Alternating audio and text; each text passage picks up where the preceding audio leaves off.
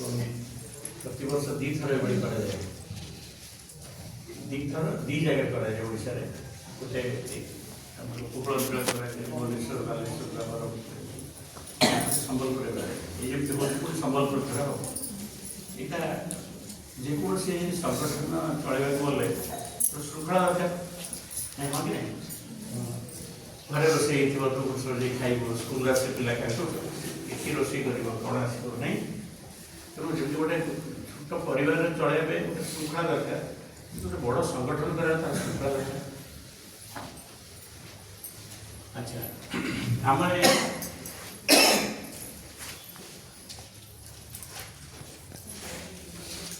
संगठन चलाइबा शृंखला दरकार एवं सब लक्ष्य ଥିବା ଦରକାର ବୁଝିପାରୁଛନ୍ତି ମନେକର ଜଣେ ପଡ଼ିଆରେ ଜଣେ ଖେଳ ସ୍କୁଲ ତମର ହେଇଛି ଆନନ୍ଦ ସ୍କୁଲ ହେଇଛି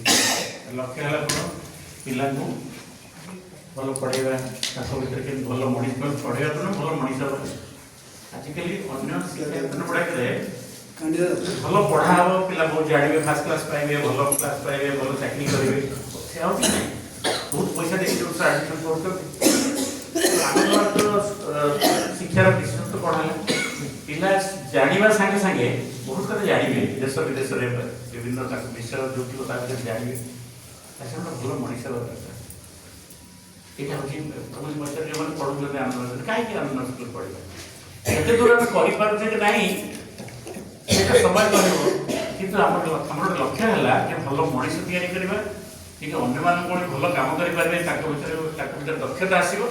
ଦକ୍ଷତା କ'ଣ ହେଲା ହେବ ମୂଲ୍ୟବୋଧ ଗୋଟେ ଦରକାର ମୂଲ୍ୟବୋଧ କ'ଣ କୋଉଟା ଭଲ କୋଉଟା ଭୁଲ ଏ ବିଷୟରେ ସଚେତନ ହେବା ଦରକାର ଯେମିତି ଆମେ ଯାହା ଶିଖିଲେ ଆମେ ଯାହା ଜାଣିଲେ ଶିଖିଲେ ସେଗୁଡ଼ା କେମିତି ଆମ ଭଲ ପାଇଁ ଗୋଟେ ସମାଜର ଭଲ ପାଇଁ ଲାଗିପାରିବ କେତେବେଳେ ମଣିଷ ଚିନ୍ତା କରେ ଅଧିକାଂଶ ମଣିଷ ନିଜ ବିଷୟରେ ଚିନ୍ତା କରନ୍ତି ତେଣୁ ଯେଉଁମାନେ ନିଜ ବାହାରେ ଯାଇକି ଆଉ ଗୋଟେ କିଛି ଲୋକଙ୍କ ପାଇଁ ଚିନ୍ତା କରନ୍ତି ସେମାନେ ବ୍ୟତିକ୍ରମ ସମାଜରେ ହଁ କି ନାହିଁ ବାତ୍ୟା ହେଲା ଝଡ଼ ହେଲା